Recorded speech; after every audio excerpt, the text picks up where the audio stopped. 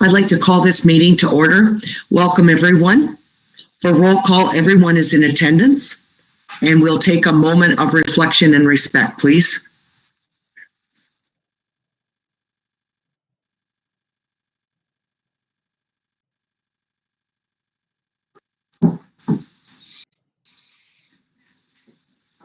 Thank you.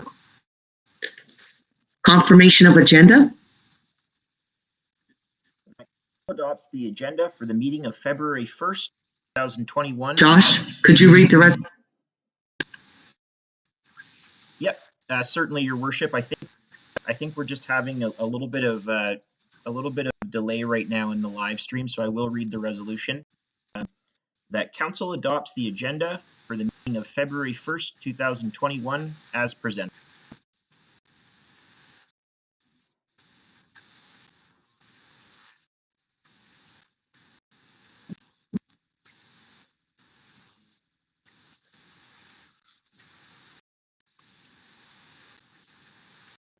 Oh, are you able to hear me, Your Worship?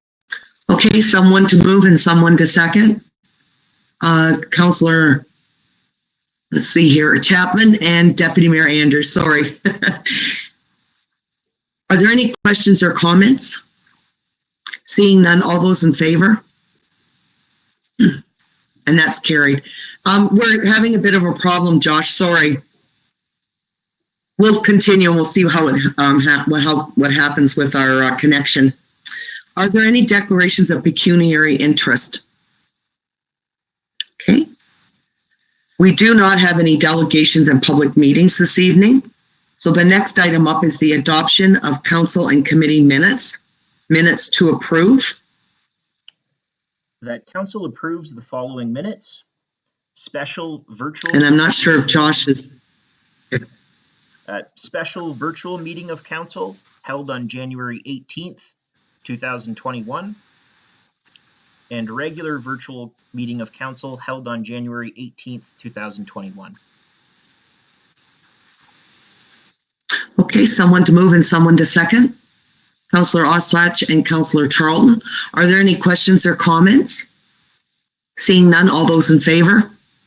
And that's carried. The next item up is minutes to receive. That council receives the following minutes. Elmer Cemetery Board held on July 7th, 2020.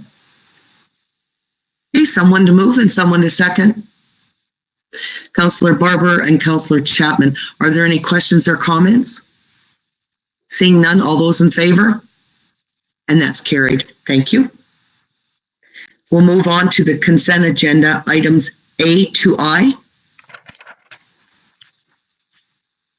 That items A to I of the February 1st, 2021 consent agenda be adopted as presented with actions to be taken as noted. Okay, someone to move and someone to second. Deputy Mayor Andrews and Councillor Charlton. Are there any questions or comments about any of these items? Okay, seeing none. All those in favor? And that's carried. Thank you.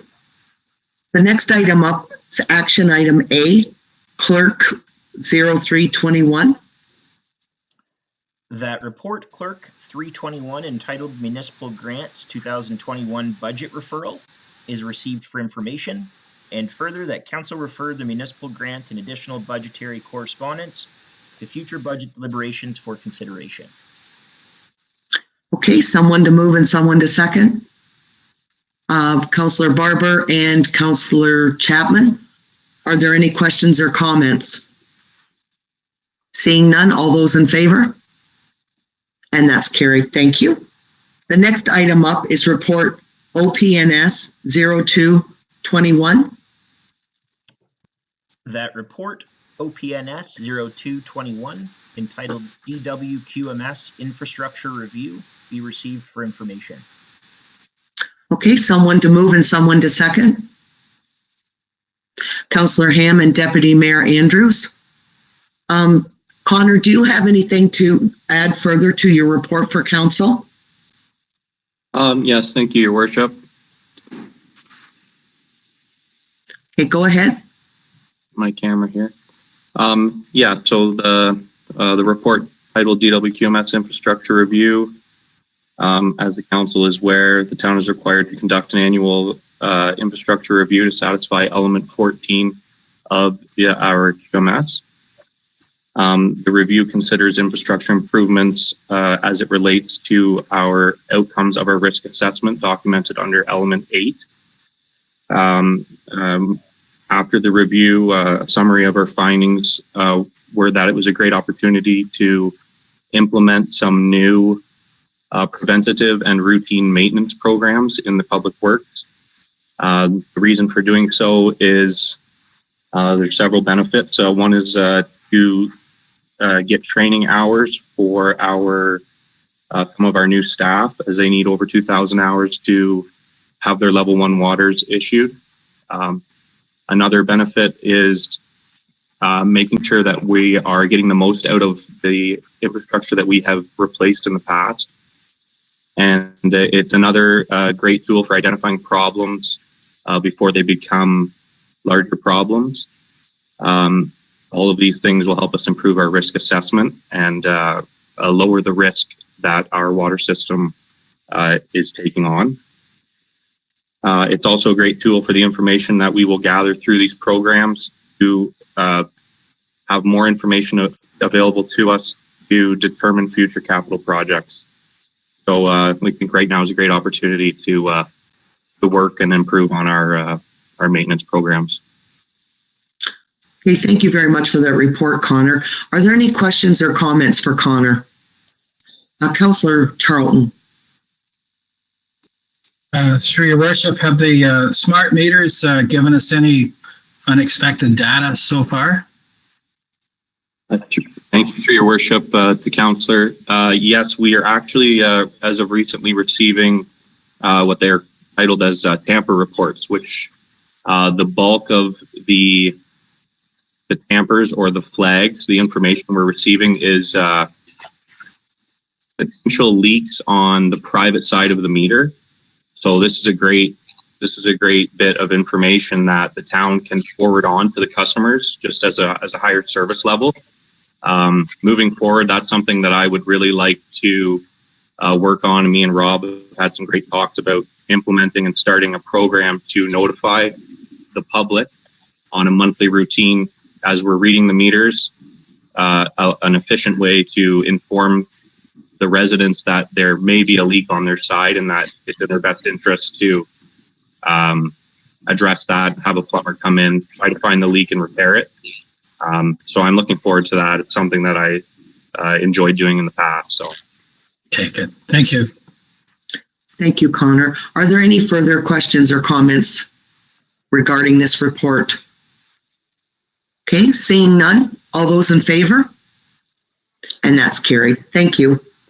The next report is Corp 0721. That report, Corp 0721, entitled LAS Natural Gas Appointment in Retainer Agreement, is received for information, and further that Council consider giving first and second readings to the bylaw authorizing the clerk to sign the LAS Natural Gas Appointment and Retainer Agreement. Okay, someone to move and someone to second. Councillor Charlton and Deputy Mayor Andrews. Would the Director of Corporate Services like to give any more information regarding this report? Through your worship, there's not a great deal to add on this one. We did, this is just basically a procurement collective that is operated through Ontario Association of Municipalities of Ontario, or AMO. And we've participated in this for a number of years. They just need an updated agreement in order to keep participating in the program. Okay, thank you, Cale. Are there any questions or comments concerning this report? Councillor Barber.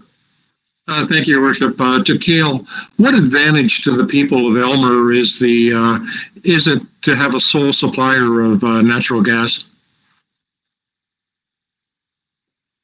Through your worship, I'm not sure there's any specific advantage I could speak to.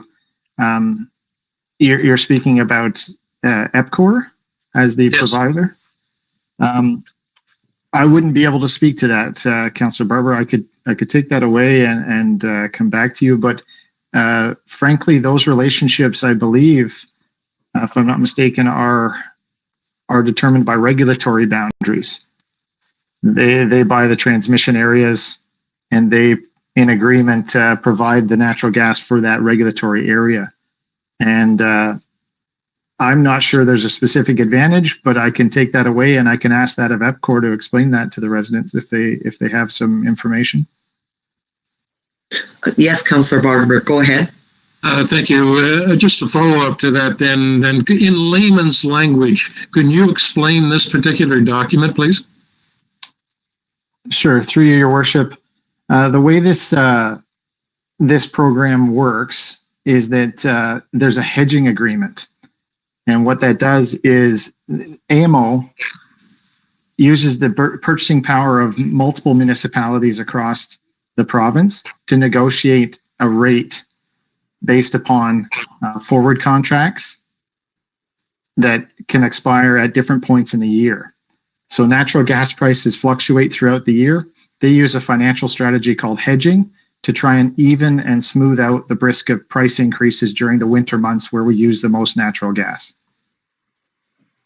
So in last year's terms, they achieved, I don't think we included that document with the actual rate from last year, but we did confirm with our energy consultants that was a quite favorable rate relative to the average market rate during the year. And so the hedging strategy from AMO has been working through this program. Is that layman's terms? I'm not sure. Maybe I can further clarify to Councillor Barber. So what this is it's just buying power for our municipality. So we're in with a group. So LAS it doesn't just do gas contracts and those types of things. It helps us in a lot of areas, if I'm not mistaken, Kale. But so any municipality can work with LAS, and it's buying power. Okay. So what we're doing is we're saving on our energy costs in our municipal buildings. It's to help our municipality. It's not necessarily for the general public. This is specifically for municipalities. Go ahead, Councillor Barber. Well, thank you for the explanation. I better understand the intent of this agreement then. Thank you. You're welcome. Are there other questions, Councillor Oslach? And I think you're on mute, Councillor Oslach. So, Your Worship, this is essentially a buying group. Yes. Yeah. This is the way I interpret it as reading the document as a buying group. More or less. It's just lots of municipalities work with LAS. I'm sure every municipality does in some capacity. And because, when we work in large groups, we can find those efficiencies. So this is just one way for our municipality to keep our costs lower than if we didn't go in with the LAS. So it's an advantage to the town of Aylmer to belong to LAS in this case. Yes. Through Your Worship, to clarify to Councillor Oslich and Councillor Barber, this is not a volume discount that you would refer to in a buying group. These are specific financial agreements to fix price ranges over a period of time. So the fact that we're entering into LAS does not in itself use buying power discounts or through volume, but rather uses a financial strategy to reduce the cost for everyone. So that's why large municipalities are equally interested in participating as smaller municipalities like ourselves are. I don't know whether that, again, makes it any clearer, but it is a strategy rather than simply just purchasing with buying power. So essentially, it is a buying group in another sense. Yeah, just not in a volume basis. It is a strategy to reduce the price. So yes, that's correct, Councillor Oslich. It's just an advantage for municipalities if we work with LAS. And I believe LAS offers lots of other things, and I'm sure we deal with some other, like for instance, investments and those types of things. I think you can work through LAS for those types of things too. So there's different ways you can work with LAS. So are there any further questions or comments about this report? Okay, seeing none, all those in favor? And that's carried. Thank you. Our next item up is the budget presentation. Oh, That council receives the budget presentation for information. Okay, someone to move and someone to second. Okay, it's Councillor Charlton and Councillor Chapman, and we'll move right into the presentation and we'll vote on it afterwards. Through your worship, we'll just get underway then. Okay, thank you, Gail. Today's budget presentation, we wanted to review, starting off was the municipal budgeting process for the benefit of our viewers and the general public. So we're going to play a short video for council, which you would have seen in previous years. It's just a nice little overview of explaining the process of what council's working towards through their budget process.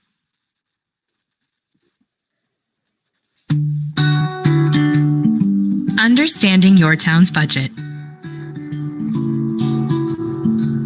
So what is a municipal budget, and how does it affect me as a resident? Simply put, a budget is a financial plan that outlines how a municipality will fund its services and infrastructure projects. More than just a financial document, a budget tells our community's financial story, as well as serves as a roadmap for setting our municipality's strategic priorities. There are two components that make up a municipal budget: the operating budget and the capital budget. The operating budget finances the day-to-day operations of the municipality, while the capital budget finances its infrastructure and assets. It is important to note that, by provincial law, municipalities in Ontario must maintain a balanced budget. Simply put, the money coming in must equal the money going out. So where does the money coming in come from? 44% of the town's funding comes from property taxes, 35% from user fees, 15% from grants, with the remaining 6% coming from municipal contributions. Let's look a little closer at where your property tax dollars go.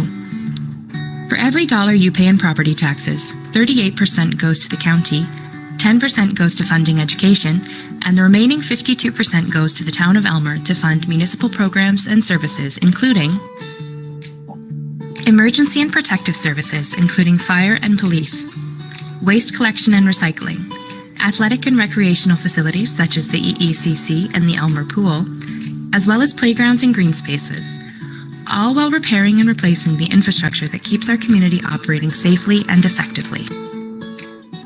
So how is the money you pay in property taxes spent?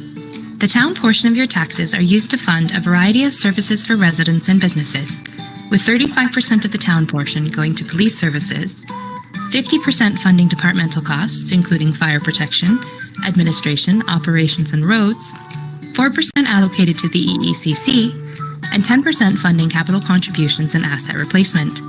The remaining balance is allocated to other boards and committees, including the Catfish Creek Conservation Authority and to community grants.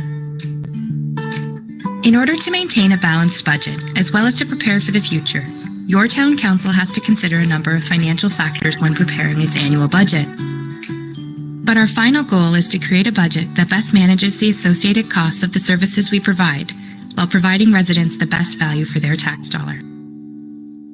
For more information, visit elmer.ca.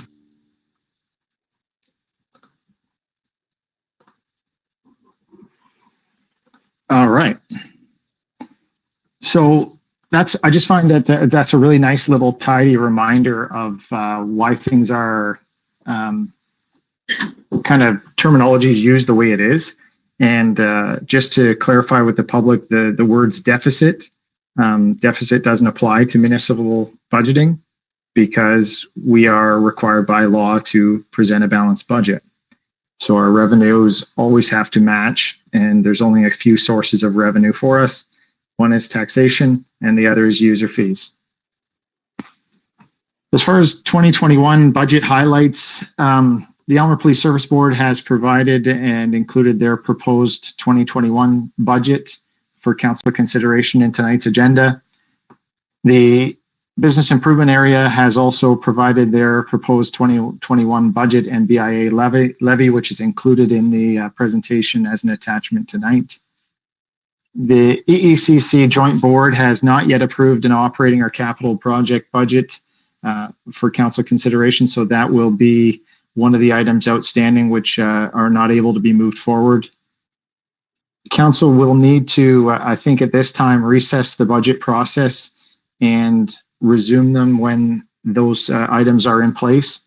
In the meantime, staff will continue to work with the funding requirements for each of the projects that have been presented thus far.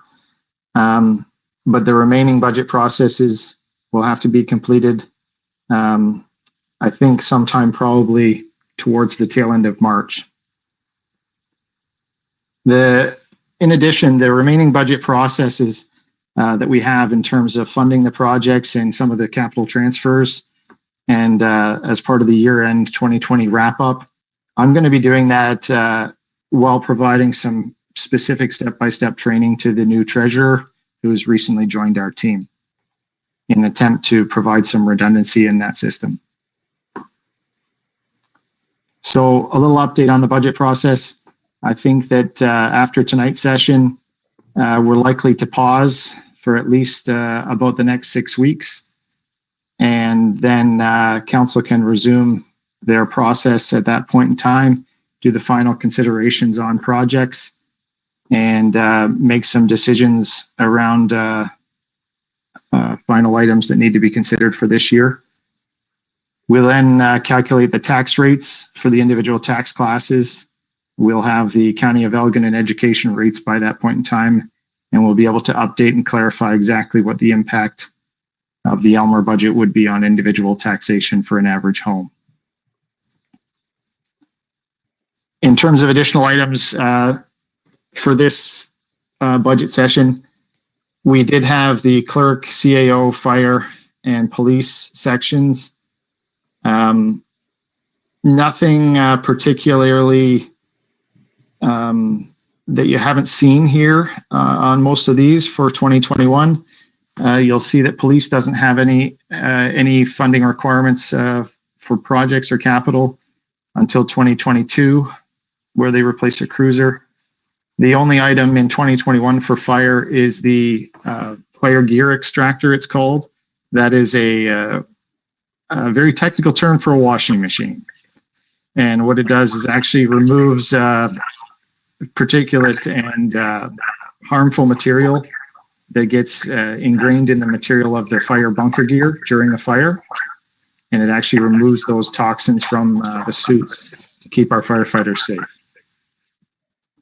Other than that, the items under the clerk CAO, I'm not sure if Josh has anything particular to add to this. The one is the water bottle filling station, which was approved in 2020.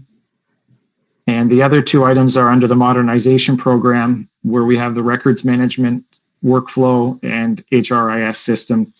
Those are all just a computer technology program to implement through the modernization fund this year.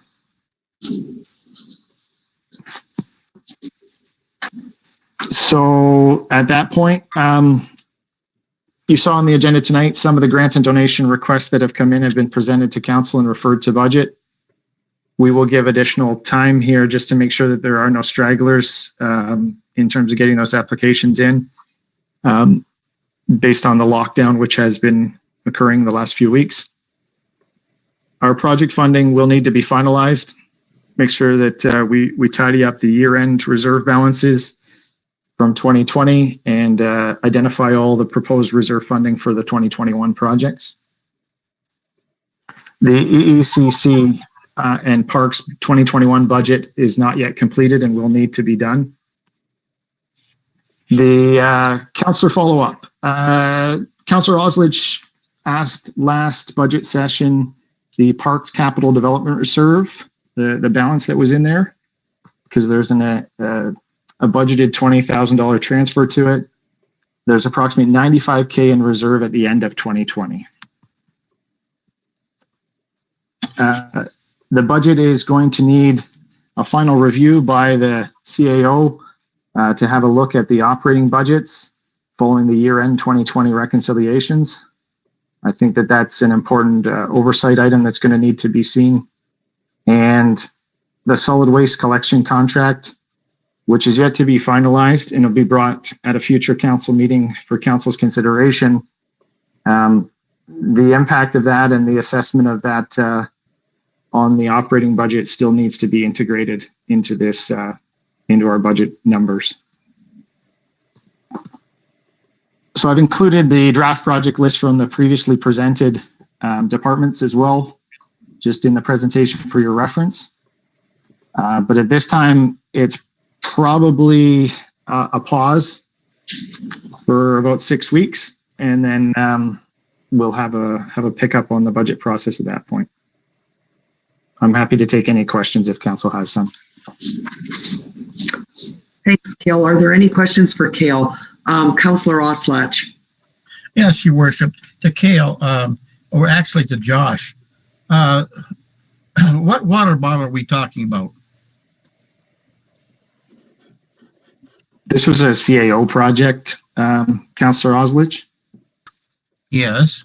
So that was approved last year. It was a water bottle filling station in the parks and down, I believe it was meant to be in Balmoral Park. Yes, I understand that. But wasn't there a grant for that? Not that I'm aware of. There was for the first one, Councillor Oslach. We're thinking of putting a second one in. Yeah. I believe you're thinking of the one that's there right now. That's right. So there is one, but we're trying to expand and get more in the park. So that's why it's on the budget, that specific amount. But we couldn't do it in 2020. So hopefully we can get that project completed in this year. Okay. This may be one where council wishes to have some time to think about this. The idea of communal water filling stations, unfortunately, during this period of time, may not be exactly the direction you wish to head. So if you provide us that direction, we can move that to another year further out. You know, we show you 5 years, but we do keep 10 years. There may be a point in time in the future where this may be more socially acceptable, shall we say? Councillor Chapman? Yeah, through you, Your Worship. I think I agree with that now is not the time to be putting the second water station is. Trying to keep it sterile is going to be very difficult. So I think that we should send it down the road. Okay, thank you. Councillor Oslach?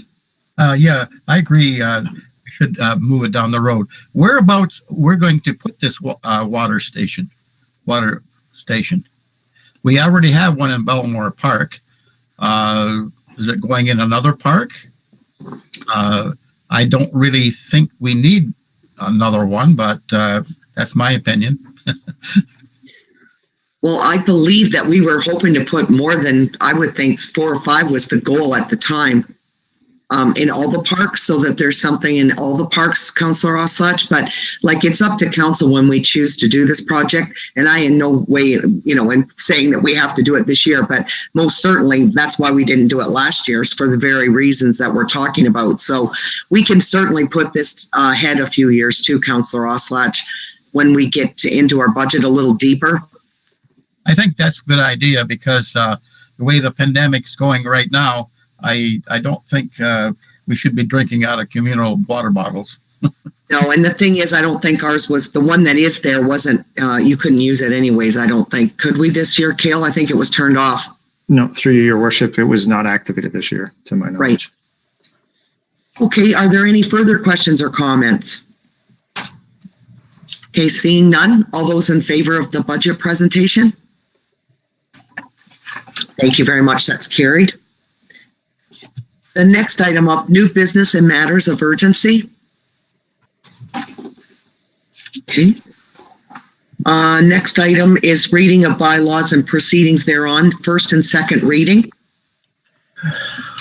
Council gives first and second reading to bylaw 1121, being a bylaw to authorize the signing of an agreement between the Corporation of the Town of Elmer and Local Authority Services, LAS, for the provision of a natural gas appointment and retainer agreement.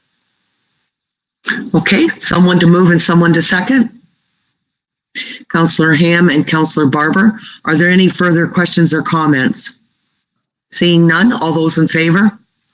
And that's carried. Thank you. Inquiries by members.